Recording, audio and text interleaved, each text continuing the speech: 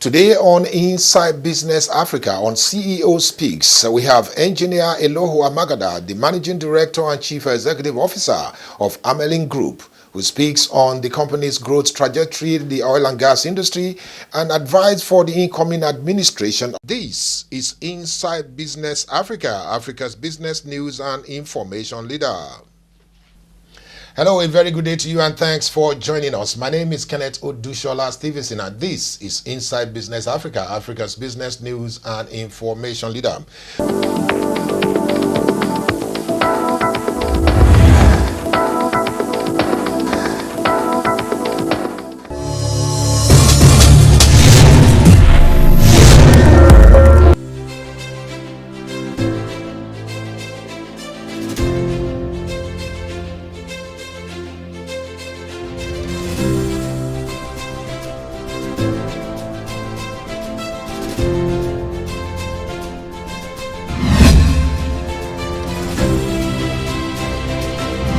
My name is Eloho Amagada. I'm an engineer by profession, and so by calling, I'm an engineer, and I read mechanical production engineering from the university, and I started my career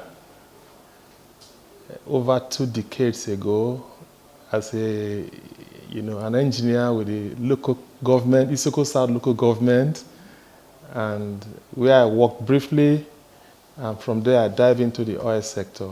So I major mostly into pipeline inspection, and I'm the CEO of Amelin Projects Limited and Amelin Energy, in Europe.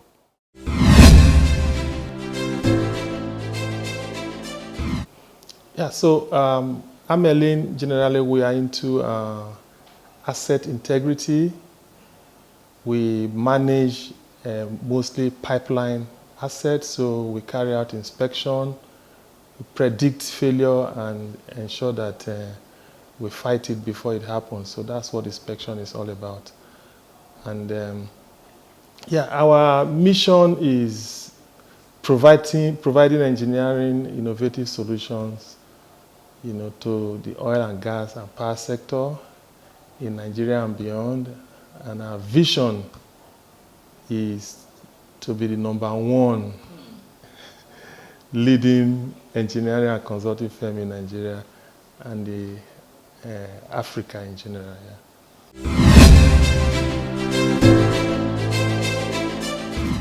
Local content actually is a blessing to Nigeria.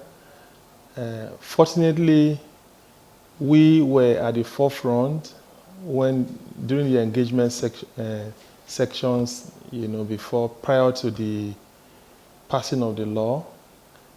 And the idea is to ensure domiciliation. So when we import the technologies from the Western world, the idea is train our people, build capacity in our people, and after some few years, they leave our people to take over, to be the key players in the industry. Unfortunately, that hasn't happened, and we are just playing it as it is. But for us, we actually haven't achieved 50% of what Nigerian content is actually meant to achieve. Today people just sign an agreement with foreign companies and say, I represent you, and they still be the ones to be the key players. So for us, we still have a long way to go, but the journey just started.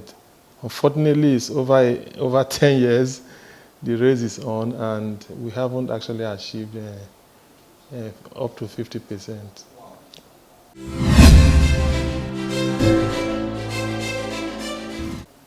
Yeah, so for me, the elections has come and gone. We have a president-elect, and that is Asiwaju Bola Tinubu. I believe in his competence.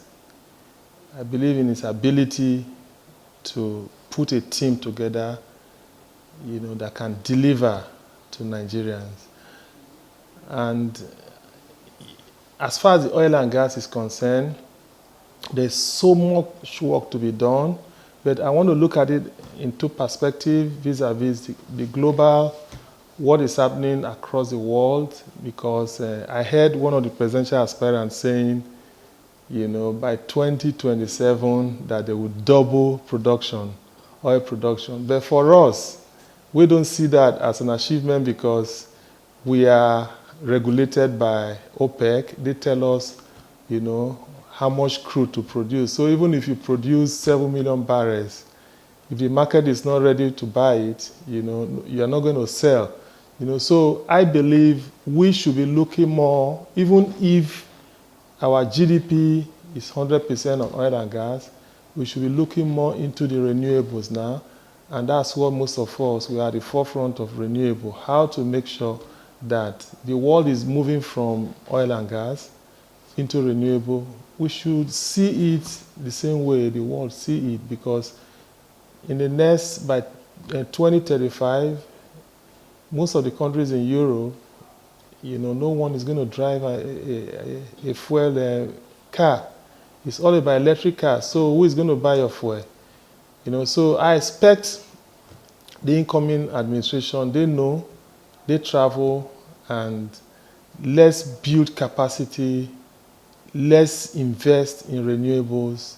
But that does not mean that we'll forget about the oil and gas sector, because Nigeria, we are a major player in the oil and gas. We produce oil, we are a major producer. We are about sixth oil producing nation in the world, but let's build more, make more investment in the renewable energy sector.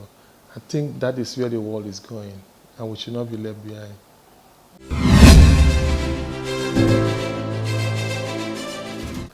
Yeah, so like I mentioned earlier, we've only achieved about 50%. Like I will always use this narrative. I used to have a professor then in my university days, and the guy said when Anamco, they were establishing Anamco in Anambra Motor Manufacturing Company, the same time they were also Mercedes, they were going to Brazil to establish a factory. But unfortunately, the then Nigerian government said, oh, there's no need manufacturing in Nigeria. Let it just be an assembly plant.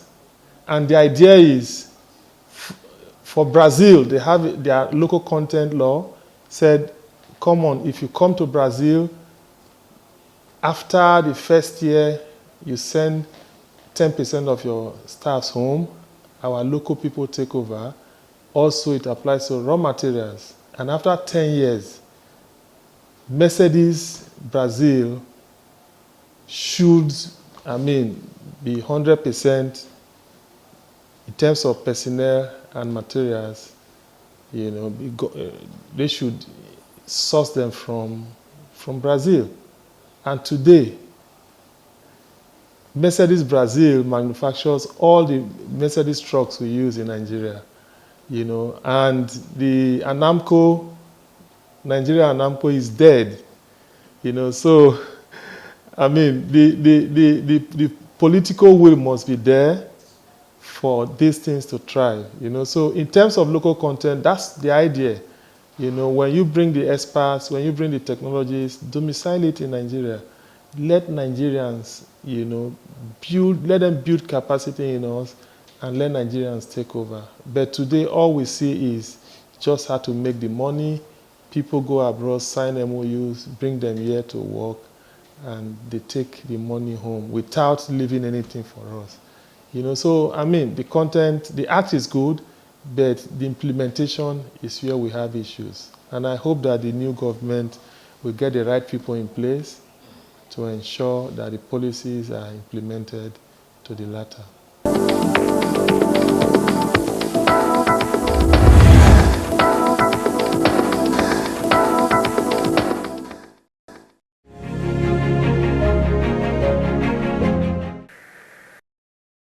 Our vision is to create the foundation for Nigeria to secure food supply to its people in the next generations. And you can do that only with structures and operations like this, advanced, modern, highly efficient. And this is the main thing. I came here in 1991, so I spent here 32 years of my life. And when I leave sometime, I want to leave behind me a strong foundation to the advanced development of the poultry sector in Nigeria.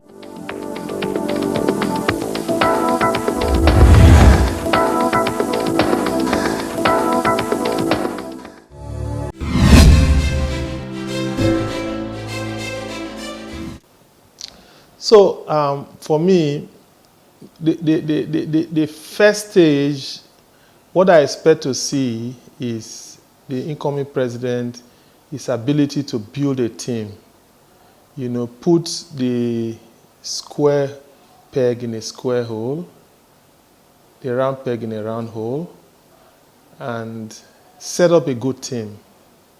Then I also expect him to build institutions. When you have the right institutions, the country run on autopilot in the right direction. I understand the census is coming. Is it going to be the normal census where they just go count animals? Or do we want to have a census where you have a data, like they have in the US and across the world? You have social security number that is set as your tax number, your bank, number and everything. So let's have a data. Building a data is very important. If you want to know the number of people, for instance, the government says I want to remove subsidy, who are the people that this is going to affect drastically? And the data provides, 100 million people are the direct people that will suffer this. And you bring palliatives to the 100 people, so 100 million people. So building a database for Nigerians. If I ask you today, what's the population of Nigeria? People just say, I think. We should have a proper database that answers all the questions. So number of people are unemployed, so number of persons gain employment this year, so number of jobs were created this year. That's how it works, all over the world, except our country, Nigeria. So I expect a good database to be generated and also build institutions that can work effectively. We all know when, during the presidential election, when Joe Biden won the election, the former president didn't want to hand over. But Biden didn't have to say anything because the institutions are there to protect him. So that's where we should get to as a country. And all these hula baloo and all that, should stop. The institutions will take care of everything. The politicians are just, they are just passed by. They come and go, but the institutions remain. So we must have good institutions to take care of corruption, to take care of everything. I think that's where I feel the government should focus more attention on.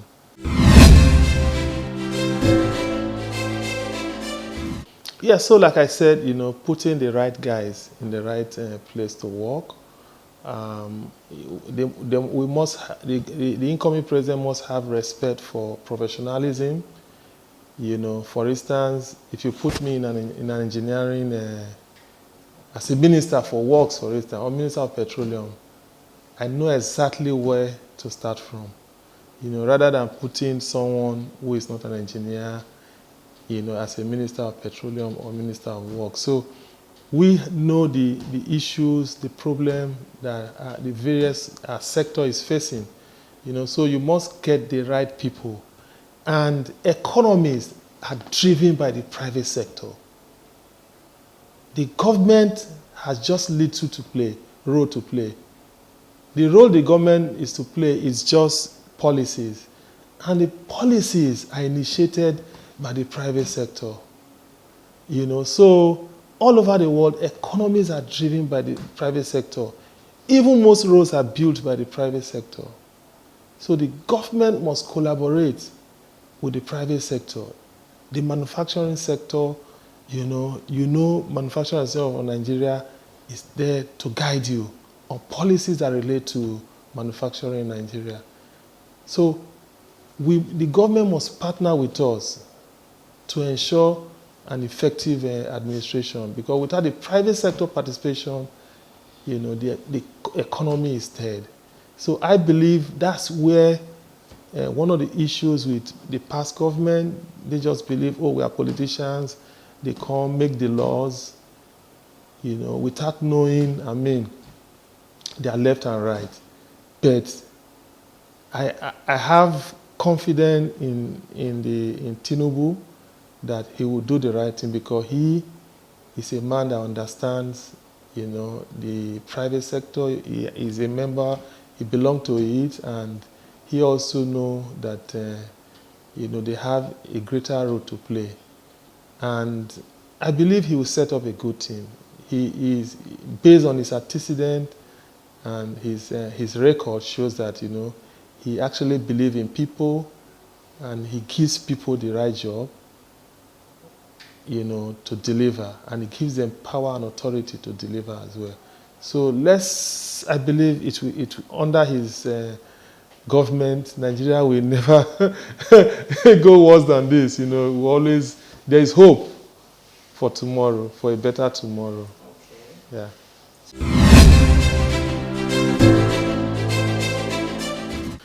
Yeah, so we are passing through a very tough time.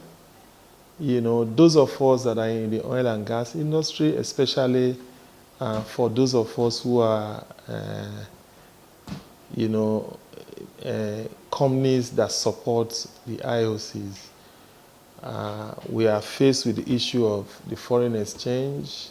They give you a contract to do in dollars, and they want to pay you in naira, and you go, to exchange in the black market. So we are confronted with the issues of security.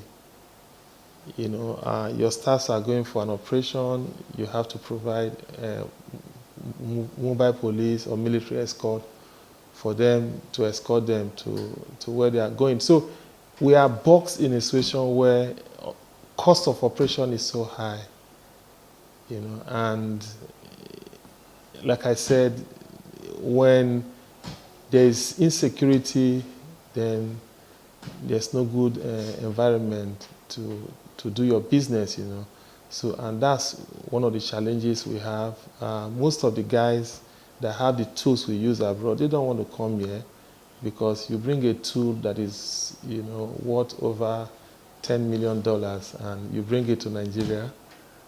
What if anything happens to the tool? What happens? What's the guarantee? The insurance companies are not ready to cover that. So it's a major challenge to us, and we just believe that the right things need to be done, and we are hopeful, and we look forward to May 29th.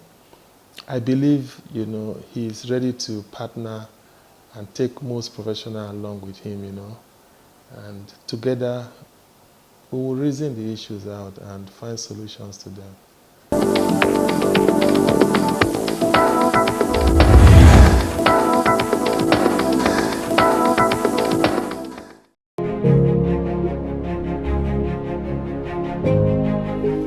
AGRITED Nigeria Limited, Nigeria's leading and most innovative and integrated poultry business concern, with farms in Oyo and Ogun states, led by the founder, managing director, chief executive officer, Dr. James Zagt, played host to the government officials of Oyo State, led by the Honorable Commissioner for Land, Housing and Urban Development, to the Blue Plain Farm located at Fiditi in Oyo State.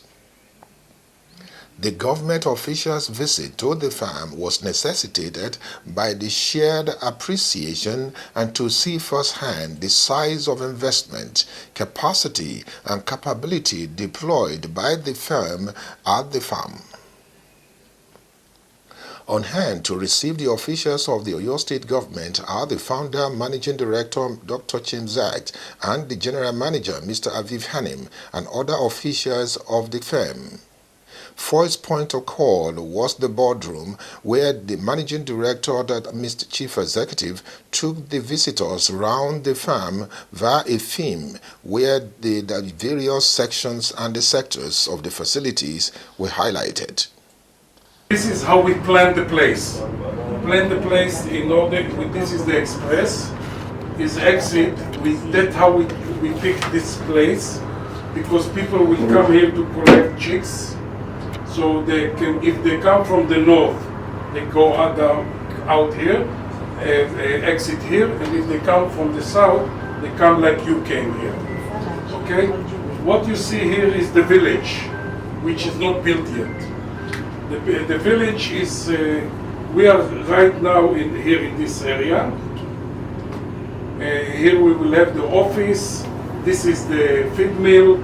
This is the staff accommodation. This is the visitor center, and like playground for our staff, and housing. And this is the expatriates' houses.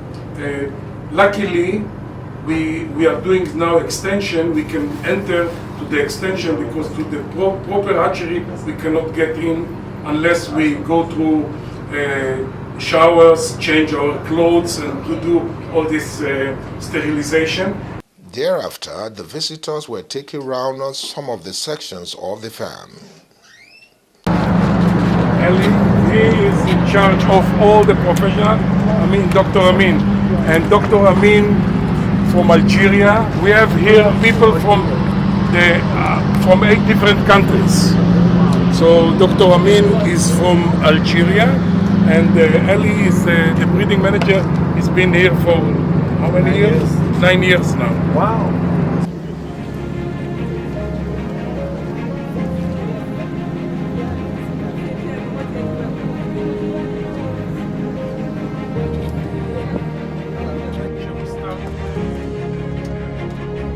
Cereal and all these things. We produce our own feed for our own standards. So that's why we build feed mills in all our farms, and try not to mechanize too much in order to create employment, because we produce now about 300 tons every week, 300 tons of feed every week. From 300 to up to 500 tons every week, we felt we didn't have to mechanize it, to do everything automatic, to go, and we do a lot. That's why we can employ a lot of people, so we can go inside. Between the ages, we produce the feed exactly what we need for the flock. We start for day old till 66 weeks. So this is our biggest feed mill. Now we are using this feed mill even to supply to one of our other farms. So you see the staff in the feed mill, they are with orange uniform.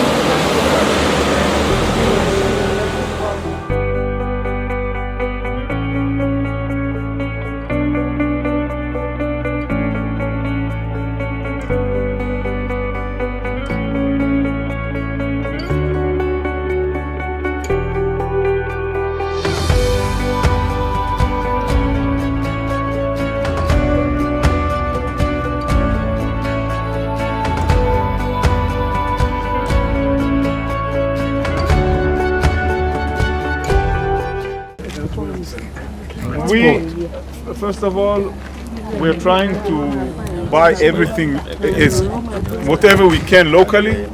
Okay, all the earthworks, it's done with local employees, but it's very, very important the accuracy of, for example, we cannot see it by eye, but the platform has I think 1.5%, even 0.5%. Actually, the platform looks like this. Okay, in order when we are washing it and when we are cleaning it, the water will not stay and will make the manure problematic. Can't drain either way. Yeah. What you see here is the water towers. we will see everything built over there, but these are water towers. And in the back, the platform that you see, this is it's actually a kitchen, okay? Because we will have a silo here that will bring also the feed we are bringing not from inside. The truck will come, will put it will אבל sit אביב, את זה later. תסביר להם בחוות. פה רק את התהליך של הבנייה.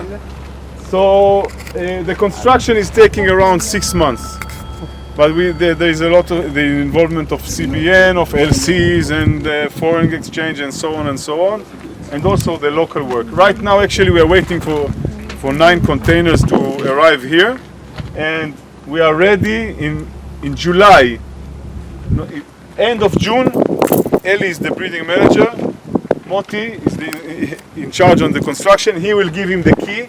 And from this point, construction out, breeding in. We have internal construction unit in the company that built all our farms.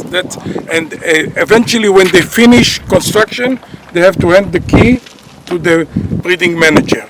The farm must be ready to receive chicks. But there is a mission here. There is a mission. I want one day I have to leave Nigeria because of my age. I want to see, that's what I leave behind me. It's been an awesome presentation presenting this special edition of Inside Business Africa. It's been Kenneth Odushola Stevenson presenting Inside Business Africa. Thank you again for watching. Thanks for watching.